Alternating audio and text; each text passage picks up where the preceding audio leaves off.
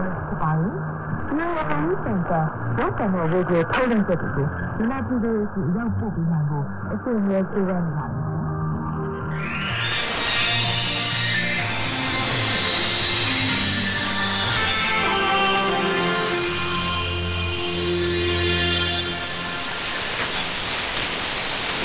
Louvado seja nosso Senhor Jesus Cristo.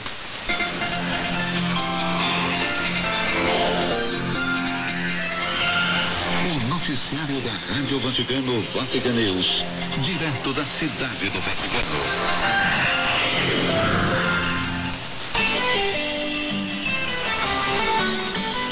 Alô, amigos de todo o Brasil e do continente africano, estamos juntos com o noticiário da Rádio Vaticano, Vatican News em língua portuguesa, nesta terça-feira, 24 de agosto, trazendo as últimas notícias do Papa, da Igreja e do mundo. Os estúdios Silvone José com a assessoria técnica e Gustavo Vicente. Uma saudação a você no Brasil e nos países de língua portuguesa. Prestai ajuda sem esperar muito. Então, a vossa sereis filhos do Altíssimo, porque Ele é bondoso também para com os ingratos e maus. Lucas, capítulo 6, versículo 35. E vamos aos destaques do programa de hoje.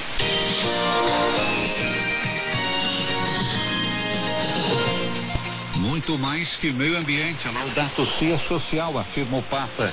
Francisco enviou uma videomensagem aos participantes de um congresso na Argentina, cujo tema, o cuidado da casa comum. Apoio do Centro ao Haiti, Bangladesh e Vietnã. Os Estados Unidos, bispos preparam coleta especial às diversas dioceses em favor do Haiti. Ajuda a igreja que sofre, comunidade internacional, defenda os direitos humanos dos afegãos. E na Itália, Dom Nocília faz apelo para acolher refugiados afegãos.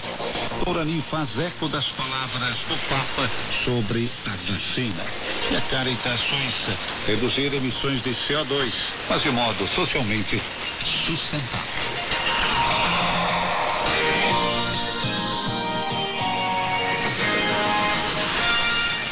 Uma encíclica social, e não somente sobre meio ambiente. Esta é a Laudato Si.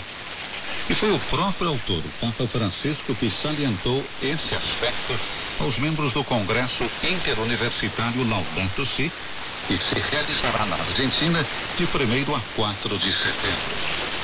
Por meio de uma videomensagem, o Pontífice faz votos de que o evento faça progredir a consciência social e a conscientização a respeito da proteção da casa comum. A encíclica Laudato Si não é somente uma encíclica verde, é uma encíclica social. O desejo de Francisco é que o Congresso consiga ver todo o seu alcance e todas as suas consequências. O evento é organizado pelo Conselho Interuniversitário Nacional, pelo Conselho dos Reitores de Universidades Privadas e pela Conferência Episcopal Argentina. De forma virtual, será realizado em distintos pontos do país para permitir uma maior participação. Nas jornadas, participarão especialistas nacionais e internacionais que compartilharão sua análise da atualidade e sobre os principais eixos da encíclica, como dignidade pessoal, fraternidade e diálogo intercultural, meio ambiente e desenvolvimento integral das pessoas. 6 anos após a publicação da encíclica, a finalidade do Congresso é a busca de uma nova agenda que atenda à complexidade e às diversas dimensões que atravessam esses fenômenos.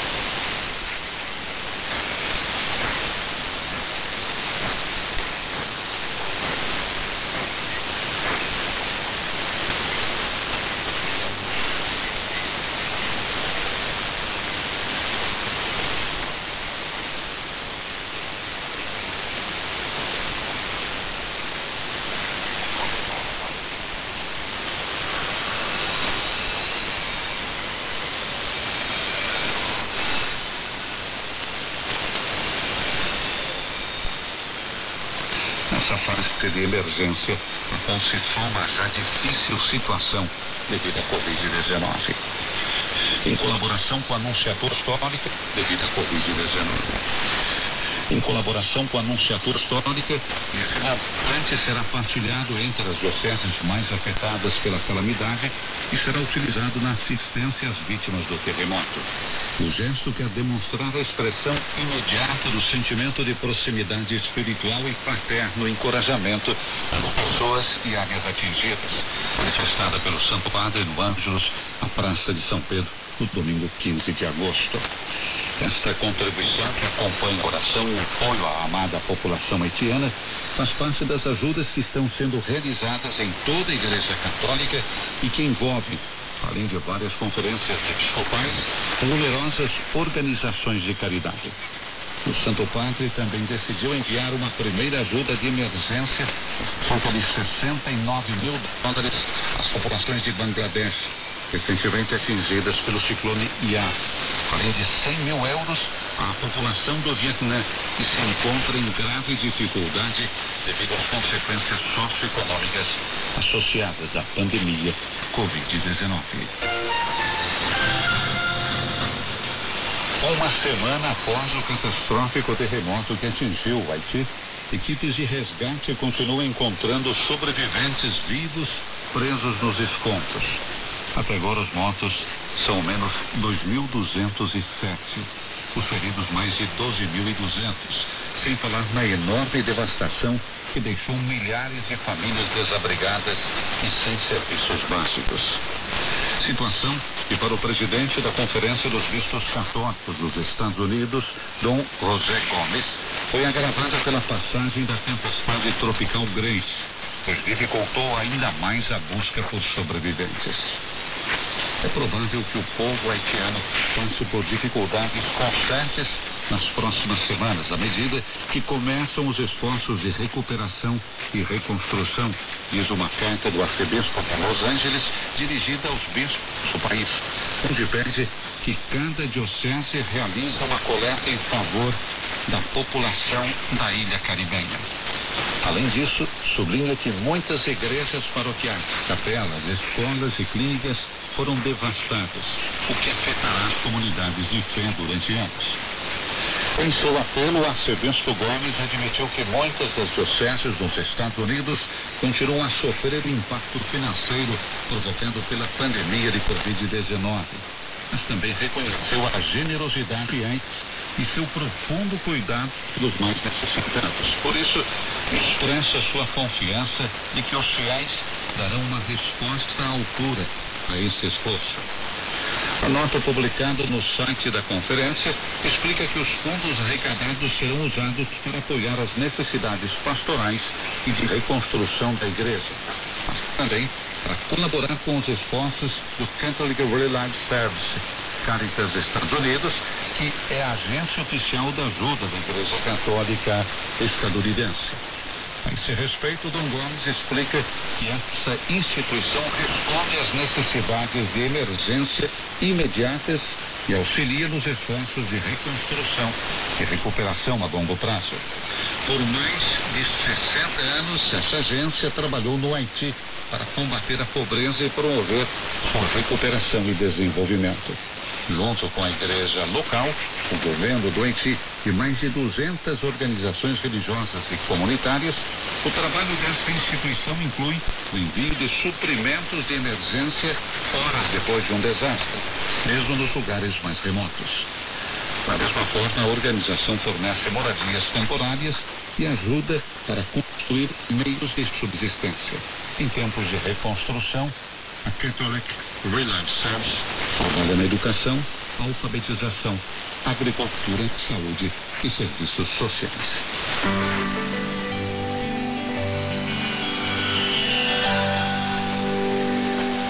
A Fundação Pontifícia Ajuda a Igreja que Sofre teme que o reconhecimento do regime talibã no Afeganistão por alguns países possa encorajar a proliferação de grupos islâmicos radicais, que atualmente são pequenos, mas capazes de estruturar-se numa rede terrorista potencial, a fim de suplantar formações históricas como Al-Qaeda e Estado Islâmico.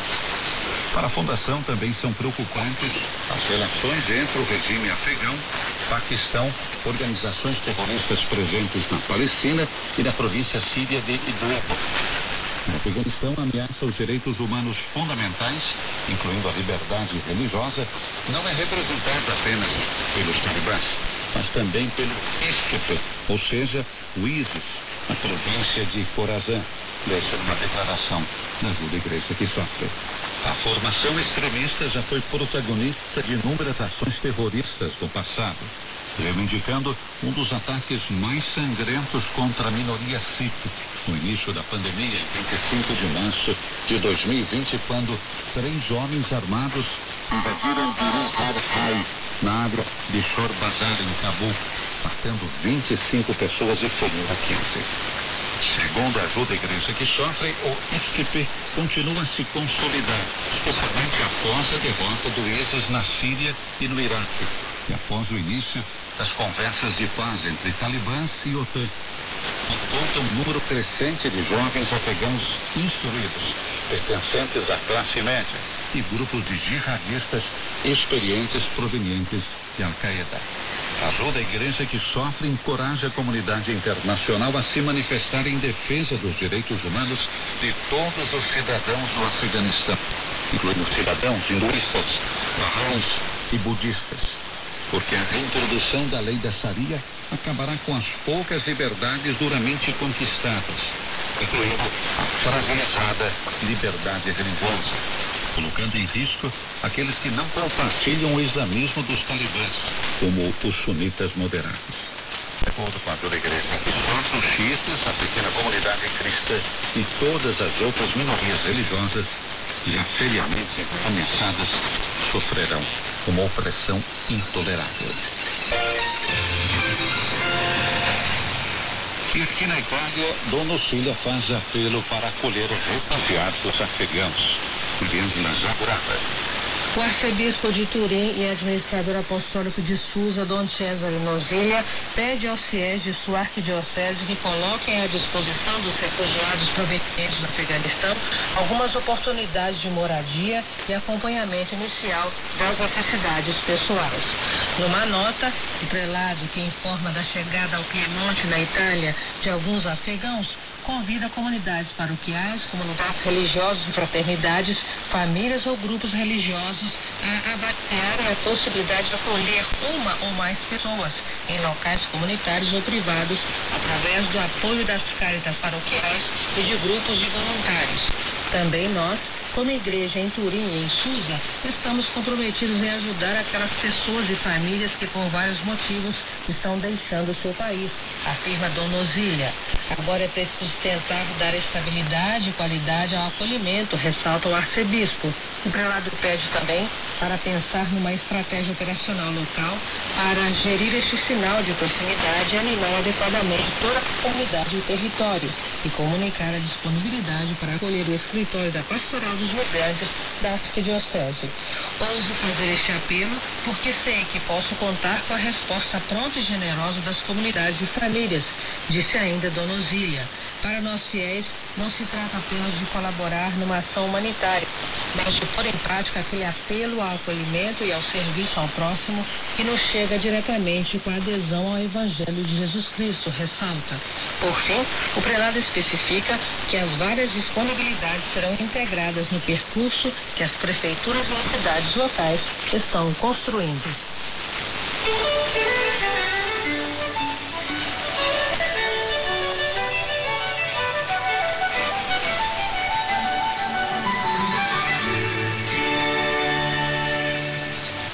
Semana passada, através de uma mensagem viva para os povos da América Latina, o Papa Francisco convidou todos a se vacinarem contra o coronavírus.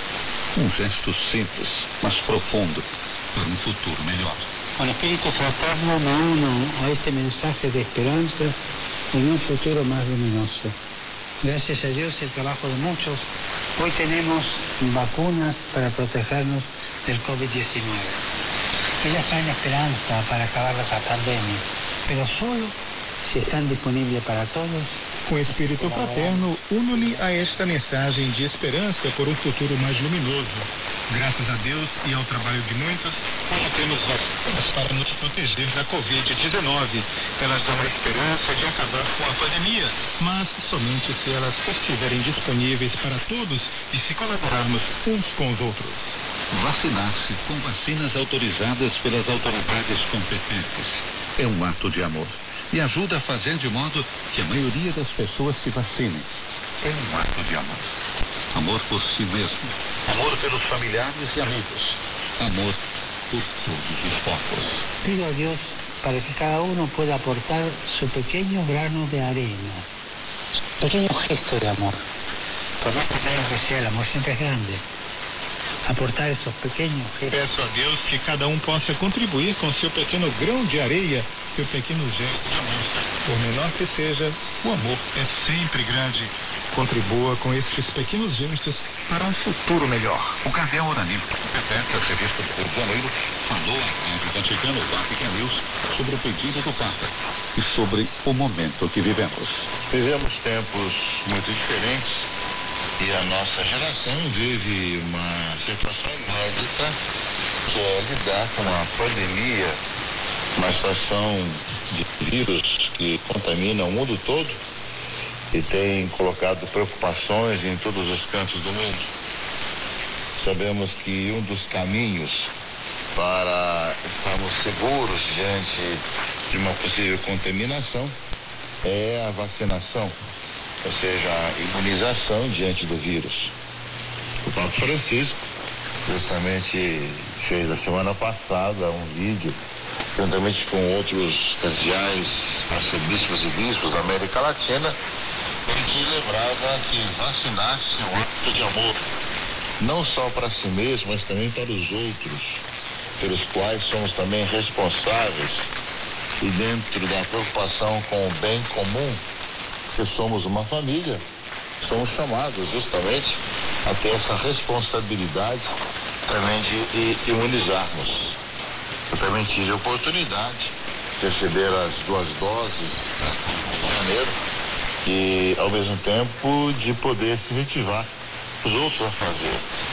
Eu creio que também, nesse sentido, algo que era muito comum na nossa vida no passado, que são as vacinas, agora tornou-se algo muito importante para o bem comum. Por isso, fazendo eco à palavra do Santo Padre, Papa Francisco, vacinar-se é um ato de amor. Eu creio que nesse tempo em que temos mais uma variante que nos preocupa a todos, é necessário também que toda a população se imunize, se vacine, para diminuir todas as possibilidades de contaminação. Creio que são dons que recebemos e que a ciência proporciona e que cabe a nós, com responsabilidade, também assumir e com responsabilidade também viver. Momentos diferentes, também muito importantes que nós, com coragem, também tomemos nossas posições e cumpramos bem a nossa obrigação.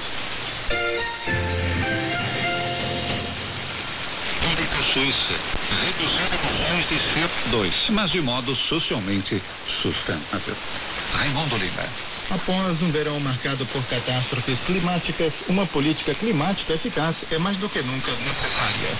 A Suíça também deve reduzir suas emissões de gases de efeito estufa a zero o mais rápido possível.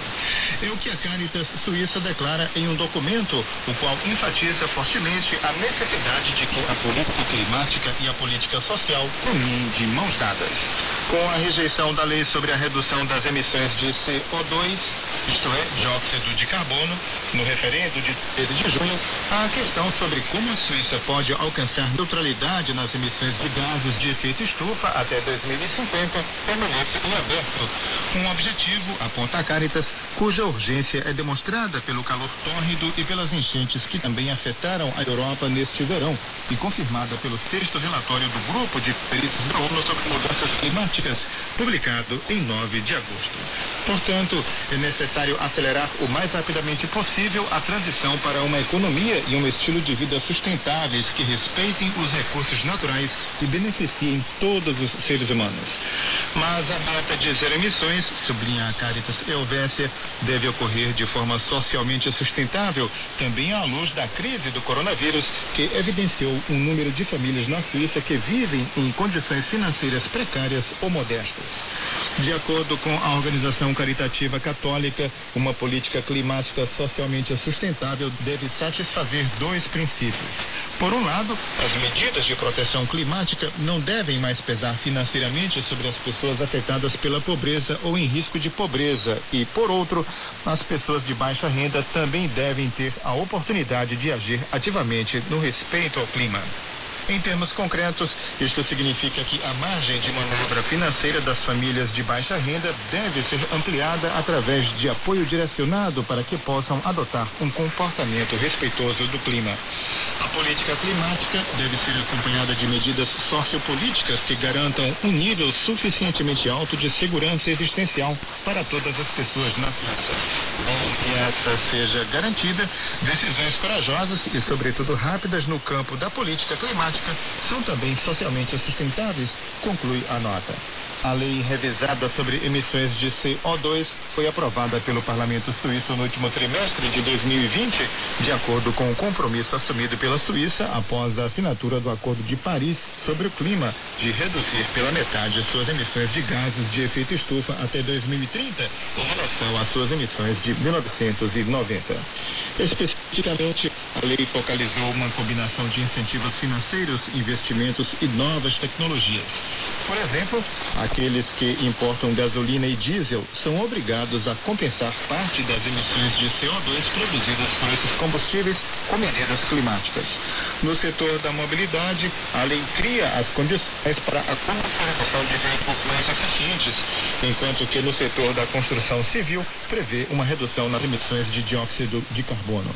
Por fim, a lei reconheceu um comportamento virtuoso. Aqueles que geram menos CO2 pagam menos impostos do que aqueles que geram mais. Se, por exemplo, você optar por um carro elétrico, não usar um avião para viajar de férias ou escolher um sistema de aquecimento sem CO2 para a sua casa, então você recebe uma redução de impostos.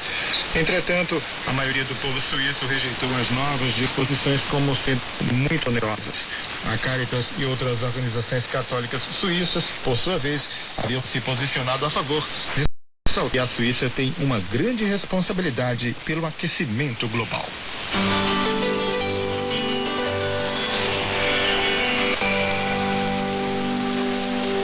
Quando as Paralimpíadas eram realizadas no Vaticano, como na época das competições inclusivas desejadas por São Pio X entre 1905 e 1908, também hoje as Paralimpíadas são um passo à frente na promoção de uma percepção diferente da deficiência. Tem início nesta terça-feira, dia 24, o evento no Japão. A notícia é que no início do século XX, no Vaticano, competiam atletas com deficiências. 40 anos antes do início do movimento paralímpico, que começou a partir dos escombros da Segunda Guerra Mundial. Um projeto que poderia ser relançado hoje através da Atlética Vaticana. Um século depois, seguindo o testemunho de Francisco, o primeiro passo da Atlética Vaticana, a equipe do Papa, foi a abertura da sessão paralímpica. Em setembro de 1908, havia atletas com membros amputados, como Baldoni, que competia na velocidade, motor irlandesa para a crônica. Havia atletas surdos e, no salto em altura, 9 jovens cegos do Instituto Santo Alessio.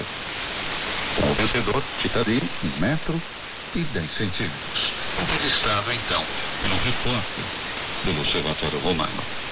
Talvez as Paralimpíadas, que têm início em Tóquio nesta terça-feira, dia 24, tenham nascido no Cortile del Belvedere, transformado em pista de atletismo diante do Papa Sarto e do cardeal secretário de Estado, Merri del Val. E para aqueles que lhe disseram, onde vamos parar? Quando viu atletas correndo no jardim do Vaticano, Pio X respondeu em veneziano, meu caro, no paraíso.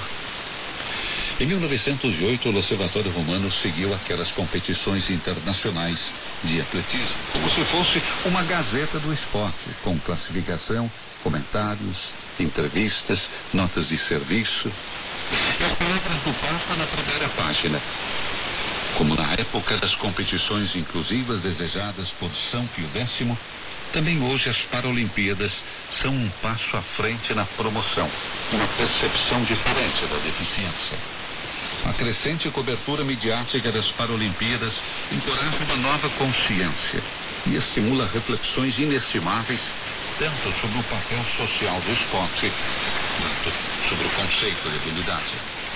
O objetivo do movimento paralímpico não é apenas celebrar um grande evento, mas demonstrar o que os atletas, mesmo aqueles cujas vidas estão gravemente feridas, conseguem alcançar quando são colocados em condições de fazê-lo.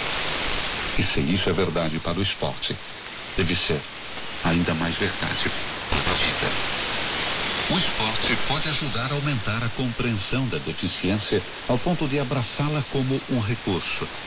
Ver as habilidades de um atleta paralímpico de alto nível leva inevitavelmente à curiosidade. À pergunta: como ele faz isso com essas próteses? E se isso pode ser feito no esporte, por que não em um escritório ou em uma sala de aula? O esporte pode e deve cultivar a consciência de mudar a percepção da deficiência na vida cotidiana de uma família, de uma escola, de um local de trabalho.